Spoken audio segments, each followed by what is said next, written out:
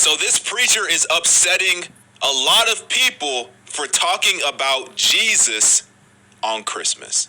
Now, come on, you know you can't do that. You know Christmas is not about Jesus. Christmas is about that fat guy in a red robe who's going to come slide down my chimney and leave presents for my kids under the tree and eat up all my cookies. We don't want to hear about no Jesus Christ, about how he saved the world. We don't want to hear about that. We want that fat guy to come down our chimney. That's all we care about. That's what they're saying, not me. You know Jesus is Lord. You already know how I feel about Jesus. Jesus is Lord. But this is how a lot of people in the world, they feel like, Christ should not even be in Christmas anymore. They want nothing to do with it. They don't want to even hear about it. So let's watch this video. Nicholas Bowling Ministries. I watched one of his videos before, if you remember, of what was it? It was like that trans woman, man, something. I don't know. Basically, tranny gave life to Jesus. I don't know why I said it so slow. But if y'all remember that video, he was the street preacher in that video. So let's watch him deliver a message during a Christmas parade, and apparently people are going to get very, very upset. So let's see what happens. We're going to watch the parade. We don't want to hear about death. Well, that's okay. People's families. I'm going to talk about life in just a second. People's families are playing an instrument. They cannot hear their kids play. This is That's great. Stop. God Do bless it you, sir. another time. You're not doing anything for anybody except for yourself. Well, God told me to come here, so you're speaking on your own account, and you're not listening to the Holy Spirit. We'll talk afterward. You're not listening to God. Okay. We can talk. That's fine. You're interrupting people's. You're out here messing this up, and So- you're doing it for your own ego. Should I listen to you or God? You should I listen to you or us, God? 'cause God told me. I should listen to tell you over to God. stop. God told me. God told me. What? He said, yeah, God told me. Did he really? Did God tell you to tell the preacher to stop preaching? Did God really tell you that? Did he really? Come on now. Y'all just playing games. Oh my goodness. I've been a believer. That's not the same God, I've man. been a believer for That's a 45 different God. years, and we can talk later. That's not Jesus. Ruining this for I'm letting them go by right now, and well, I'm letting the band go by. Only because you're talking to us. All day long. It's going to go on for 45 minutes. I'm glad. So she said she's a believer. Okay, let me slow down. She said she's been a believer for 45 years. Take that however you want to take that. I don't know this woman, so I guess I have to believe her, right? Do you think, y'all watching, is what he's doing a bad thing by preaching a message at this Christmas parade, festival, whatever you want to call it, where these parents are trying to listen to their kids perform an instrument that they've probably been rehearsing for and whatnot, so they're excited to see their children? I can understand that, but in the comments, do y'all think that by him showing up and preaching this message over a loudspeaker, is that disrespectful? Is that what he should be doing? I'm just curious to know, because she said she was a believer. So I want to know if other believers think that if what he's doing is bad or not, all right? Let me know in the comments. Let's get back to it. This is a disgrace. We're going to be here all day long. You bring your microphone, you can bring your camera, you can bring You're speaking against God right now, because he literally told me to come here. We'll be here. I heard his voice tell me to come here. You can speak with us. You can Yeah. speak with God. Like, I'm not being rude, but I'm going to preach. Yes, you are. God bless you all. You are. God bless you. Man, many people thought the same thing about Jesus. Everybody here. Okay. I'm going to give you my personal opinion about situations like this. I personally believe that we're living, first of all, in a different time. Animosity towards God and his people. People being offended by you preaching the gospel has reached a whole new level. Okay? You can't just go out there and go anywhere like you used to and say the name of Jesus unless you are walking into a suicide mission. Okay? Now, you can sit there and say that God will protect you and all like that. That's true. But he expects you to use your head as well. Now, I personally don't feel that. I personally believe that if you look at the scriptures carefully, Jesus never went and preached where he was insulting anyone. When Jesus went out and preached with his disciples, what did he tell them? He said, first of all, he went out and he preached to the multitudes that followed him. That's what the church is. He went out and preached to the multitudes that followed him.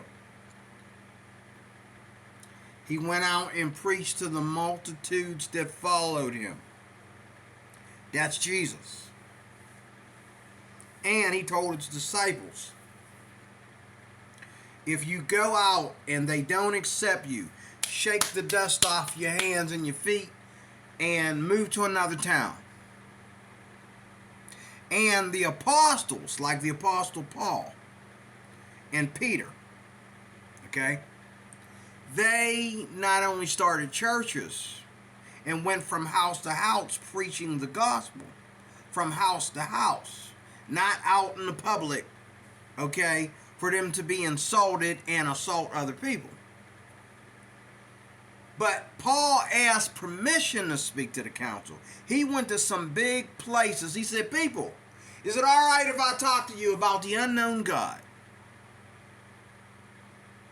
He went out and he asked permission to speak. You know what the best evangelism numbers of people being saved have been in my life? They have been where Christians bought the park for our event. And when the cops came around, they were escorting sinners off the property. Why? Because we have the park today. This is our show. You want to come and walk around the park? That's fine. You want to come and play tennis in your little skimpy dress? That's another thing. That's fine. Okay? You want to come around here, but you ain't going to come around here blasting music on top of our Christian music. You're not going to come around here being rude. You ain't going to touch nobody. And you ain't going to get up in our face about preaching the gospel. Because why? This is our day. We asked the city for the park. We have the park. You can run around it and ride your bike around it. And you can, do what you normally do. But if you don't want to hear the gospel, don't use the park today. And back in the day, the church has done that over and over. My church that I go to has done that over and over again. We went to Roosevelt Park. We went to Memorial Park. We went all the way to Puxatawny out here to one of their little national parks. And it's just a little thing. And we were confronted by racism. But there was nothing. Well, I was confronted by racism. Because there's like a white church and there's a few black members. Okay. I was confronted by some racism. They want me to shut up and walk away. I says, we got the park, bro. Got the park.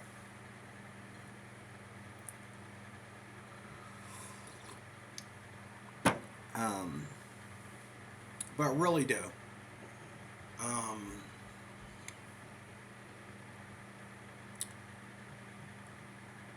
I believe that in this day and time, I think more people, they're not letting you know the numbers, but I believe more and more people are coming to know Jesus through the internet and through blogging. And more people are coming to know the Lord through personal contact with true Christians that they might meet on a job, or they might meet in a church, or they might meet, on a airplane ride across the world or something. But the church is a foreign word today. Christians are a foreign word and a foreign people today. Nobody wants us. Nobody likes us. Okay? Back in the day, I say this all the time. You seen the preacher man coming, you pulled that skirt down to your knees, and you fixed that blouse, and you fixed your hair, and you put your cigarette out, and you took that can of beer and threw it behind the steps. Because you saw the preacher man coming down the street with his crew and his Bible. And you had respect. You said, "How you doing, preacher man?" And the preacher man said, "I'd like to invite y'all to church." And you argued with him in a humorous way. You said, "Oh, the devil in the church, the good people out here. That's why you out here, Pastor. Because you're a good man, Pastor. The good people out here. Thank you for coming to visit us." When you knew you had that beer behind the steps, you just waiting for him to move on so you go reach behind them steps and grab that beer. Because first of all, he wasn't afraid to go straight. He didn't plan sermons like these guys do. He planned sermons when he was in church. But when he was dealing with the streets, here's another thing about evangelism today versus yesterday. When he was dealing with the streets, he didn't plan his evangelism. He led wherever the Lord told him to go. Now, this guy's sitting there saying the Lord told him to go and interrupt this parade where these kids are celebrating Christmas. Oh, yeah, the Lord told you to interrupt their parade. Because in your eyes, they're doing a pagan thing. You don't know who in that crowd, just like the one woman came up to him in this video right here, and she told him, she says, "We're celebrating Christmas." And he says, "Well, I'm preaching the gospel." He says, "Well, you're preaching the gospel to people that are celebrating Christmas." Okay? You celebrating Christmas. Told him. You know. And even though the way the woman said it, I'm not going to play the whole video. You know, I'm done with the video. I just want you to hear him give his introduction. But the way she said it was like they know. They go to church. They know how to go to church on Sunday when you know, in their personal time, they know about Jesus and the cross. But right now we're having a Christmas parade. Sure, Santa Claus is there and the elves and all that. Of course, these two guys, my brother here, Nick, and the white man preaching out there, okay, they see that as pagan. So they feel, oh, well, God called me to come out here and preach. And God called me. I don't know what God told you, but God called me. Not necessarily, bro. Not necessarily. And if you look at the scriptures, we don't have to rain on anybody's turf where we're not wanted. We don't have to go out and tread on other people's good time. I don't care whether you drinking. You know, I don't care if it's the Mardi Gras or a satanic sacrifice. We don't have to go out there and put ourselves in harm's way. We don't have to go out there and rain on somebody else's good time. If them acting like that and drinking and, you know, celebrating LGBTQ or whatever, if they got the park, if they have the streets, you got streets blocked off for this event, what right do I have as a Christian to come over there and do unto you what I don't want you to do unto me? Because people do it to us. People will come to the park and start screaming when they know we own the park tonight. They'll come in there and start screaming. We did it. It happened to us. We were at Memorial Park. Dude come in there screaming and sticking his middle finger up at everybody. When we had the monument in Washington, D.C. for standing in the gap, women were coming out there walking around topless. Prostitutes were on the prowl out there. They were hanging out at the Johns waiting for men. And they got them too. The devil was on the prowl. But the thing is, we were escorted in and out by police. Nobody could touch us. Why? Because we made sure we had the state on our side before we did the event. Nobody could touch us. You touch us, you gone. What we need to be fighting for today is to get back to them days. Is to get back to those days where we can just go. Now today they're not doing that. That's the other thing of it. They're not doing that today. They won't let you have the park. We're not going to do any Christian events. We can't do that, sir. I said, why not? We don't, and she started making dumb excuses. I says, man, we're not a rock band. We're a Christian group. We're going to be preaching. There'll be some music and there'll be food for everybody in the neighborhood. What's the problem? Oh, we're not going to do that. And I was banned from 3 parks just because I said the word Christian. Okay? Now, I think my pastor, if he had went to like the city county building or something like that and showed his credentials, it would have been different. But I offered to spearhead these and they turned me down. 3 parks turned me down. They said, what kind of band? I said, we're a Christian group. They just had the week before that. They, me and my daughters went to the event, even though we're Christians. But we got out of there early because they starting to get down. Like, they just had a rock band there, and they were imitating Def Leppard and Black Sabbath and, older bands and stuff, and they were loud, and they was doing stuff on stage. When a dude went to putting fire in his mouth and spitting up blood and stuff like that, I told my daughters, we got to go. But that's okay. But then when I say, hey, we're a Christian group, we're going to talk about Jesus, and we just want to buy the park. You just had a band there last week. You worried about us being loud. We ain't going to be nothing like them. I mean, even neighbors complained about they couldn't get sleep that night. I said, we ain't going to be nothing like them. We got a couple acoustic guitars and some bongos and, that's it. But no, they turned me down in 3 parts. We're not going to do that. Okay. But they'll do it for the pride people. They'll do it for the pride people. They'll do it for Muslims. They'll do it for, social justice warriors, whatever. Antifa, Black Lives Matter. Oh, they'll let the devil have his parade and have his, have his celebrations. But they won't let us have ours. However, I still think that on that note right there, we need to approach individuals that are on the fence about Jesus in a different light. Now, this brother could have went down there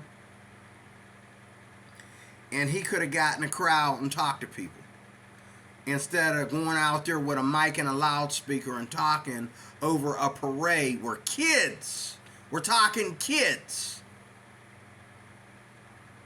and they're not out there doing LGBTQ crap. They're out there celebrating Christmas. We've been celebrating Christmas with Santa Claus and the elves and candy canes and Christmas trees and all that for years. It don't mean that we don't go to church. Like these people, they all go to church. But he felt that, because this is pagan to him, he don't know what they do other days of the week. But because Santa Claus is out there and they got on their red colors and their purple colors looking all Christmassy and stuff, this is pagan, so I'm going to go down there. I don't care if it's kids trying to enjoy Christmas with their families. I'm going to go down there and I'm going to preach. And then he's going to tell this lady, God told me because she said God told her. I don't think so. I don't think so.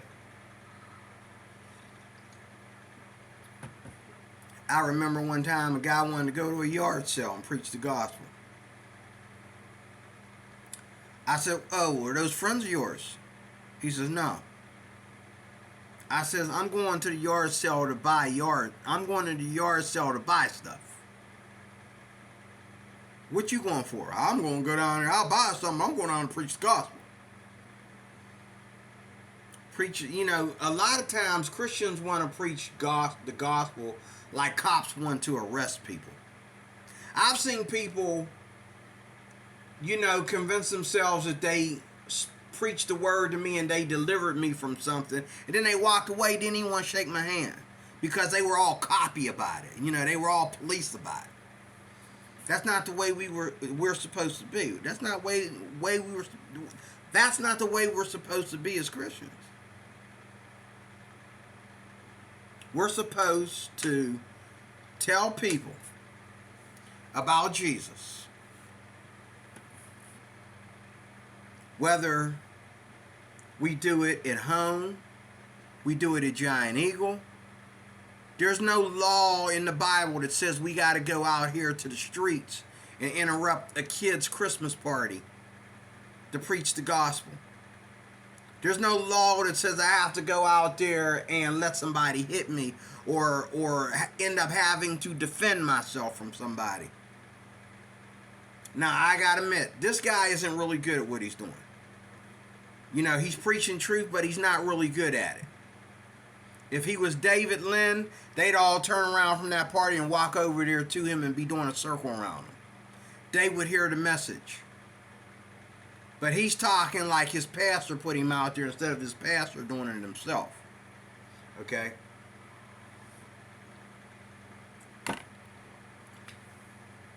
But you got to understand, when you preach the gospel to people, you're preaching your heart, not theirs.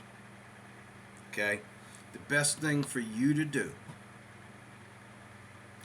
is find out how you might be able to talk to someone about Jesus. See, I talk to all my friends about Jesus. Everybody knows that's ever had a personal conversation with me knows I'm a Christian. Let my light so shine before men that they may see my good works and glorify my Father in heaven. Okay? I tell everybody I meet about Jesus. And somewhere down the road, they are going to think about that. And one day they might get saved. It never happens overnight. Okay? Anyway, so, to feel that, I got to go into the crowd like a grenade and blow things up. It don't work for terrorists. It ain't going to work for Christians. Stop doing it. This is 2023. Okay, like I said, you can't just go out there and preach. Okay? got hit with a brick and everybody be laughing at the blood spill and ain't nobody got saved. Okay? And there's a lot of Christians going out there, they ending up in the hospital injured for life, talking about, well, I was doing the will of my Father. The will of your Father wasn't for you to go out there and let somebody stand there. What the will of God wasn't for you to go out there and just stand there and let somebody hit you with a brick. You come at me with a brick, the sermon's over. It's butt whooping time. Okay? Yeah, you can now call the cops on me because I'm in the mood for some killing, like he said. He even said it out of his own mouth. Nick said it. You know. He's about, he wouldn't deal with some of the stuff this guy was dealing with. Well, he's right. And all of us ain't evangelists. And a lot of these people out here preaching ain't evangelists. They just figure they just can't sit still. They got to let it out. And I admire your energy. But there's no law or advice in the Bible that tells us to go and tread on somebody's parade, somebody's party, okay, or whatever it may be, because we feel it's pagan. Do you realize that the police and half the people in the government feel it's pagan? But they let them do it. And we have to do the same thing. We have to let them do what they do to their peace. It doesn't mean that they'll never meet Jesus. It doesn't mean that their blood is going to be on our hands because we felt like we should go in there and start an argument and we didn't. No. Find a personal time when you can talk to this person. away from their gay partner, away from the Mardi Gras, away from, all that rioting going on in Chicago. Find these people in a personal space. The best way for you to preach the gospel is show yourself friendly. Get people to listen to you, to what you got to say. How many people get saved when these guys go out the street preaching? Even with David Lynn, everybody's in a circle and they're listening and they're arguing, but how many people get saved? I say with David Lynn, always one or two, and that's not always, that's half the time. One or two people got saved. How many got saved at this one? I don't think any at all.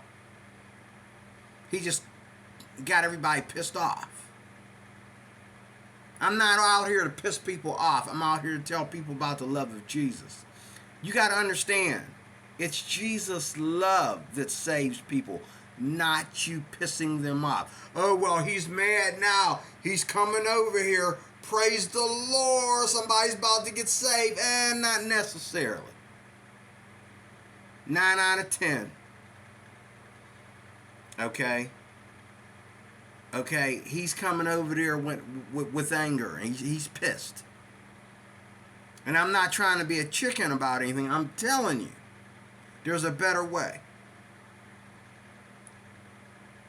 Down at my job, there are street preachers that stand on the corner. And they preach the gospel and they hand tracts to people. And a lot of people will wave their hand and say, no, I don't want a tract. A lot of people will take the tract and ball it up and throw it on the ground. Okay? A lot of people will say, oh, thank you. And keep walking. And it's okay because a lot of the people down there are homeless that are out there walking. A lot of people down there that are, that are walking or going to work. It only take them a second to reach out and grab a tract. And even though I'm a Christian, I never turn down a tract. Even if a Muslim hand me a tract, I take it. Because I want to see what they believe. Okay? And then I see that person later and I might tell them how I feel and how I think about that. But the thing is, we don't have to go to war. We don't have to put ourselves in a... We are there to tell people about the love of Jesus. Okay? And as you can see here in the video, a lot of the people were Christians. That's why they came by and shook his hand. Because even though, now it's starting to break up a little bit, and he's got more room to preach. A lot of people appreciate what he's doing. But all the people that are appreciating what he's doing, they're probably either Christians or they just feel the Christians have a right to preach it. They love to hear the preaching. That doesn't make them saved. However, the handful of people that he pissed off, okay, probably caused nobody to be saved because of his approach. Okay? That's just my personal opinion. I don't believe in being out on the street, okay, casting my pearls before swine, as the Bible calls it. Jesus said, I think it was Jesus, that said, do not cast your pearls before swine. You have to know when is the right time to preach the gospel. The right time to preach the gospel is not, oh, the gay people are coming. Let's go preach the gospel. They have a pride parade. Oh, the gay people, they all gonna be out there. You think you gonna save that many gay people? Why they out there trying to hook up? I don't think so. Oh, Black Lives Matter is out there. I'm gonna win some black folks to Christ. You think? You about to get shot or ganged up on, okay? And I'm not trying to be unfaithful here. I'm just saying there's better ways of doing things that work. I said this before in about 2 other videos on my other channel and somewhere else on this channel. Like, You got to know. Our job is to preach the love of Jesus. You got to know when and when not to set up shop. You got to know, like Kenny Rogers, said, you got to know when to fold them, know when to walk away, and know when to run. Okay? Preaching the gospel is not a battlefield. I know we think it's supposed to be, but it wasn't a battlefield for Jesus, and it wasn't a battlefield for his apostles. But understand, again, and in closing, Jesus preached the gospel to those that followed him. They followed him, and he preached the gospel. Why? Because he gave them something that they all wanted and something that they wanted to see, and so therefore they followed him. And he preached the gospel. He showed that God is real, that God is supernatural, that God exists. He showed them that beyond their belief. And his apostles asked permission to go where they went to preach the gospel. Look it up. Look it up. They didn't just go out there and say, I'm going to go down here to the marketplace today where they're making all the money at, and I'm standing in the way and start preaching.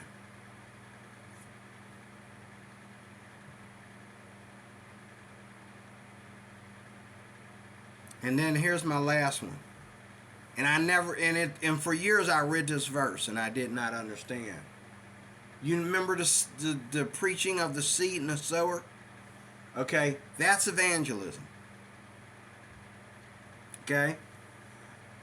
When it says, cast your seed on good ground, you know what, I'm going to do a part 2 of this, and I'm going to read that verse to you. And it's going to be a real short one because I just want to say it to read that verse. But you're to cast your seed on good ground. What's it mean to cast your seed on good ground? Cast your seed where you know that it will bear fruit or bear vegetables. That's what it means to cast your seed on good ground. It's the same way with evangelism. You don't need to keep going out there and hitting and missing. You go out there and you minister to people that are open. That we're the harvest. And he talks about that in the scriptures too. The harvest. What's the harvest? That means the harvest is open and people are ready to receive the gospel. You got to know when the harvest is.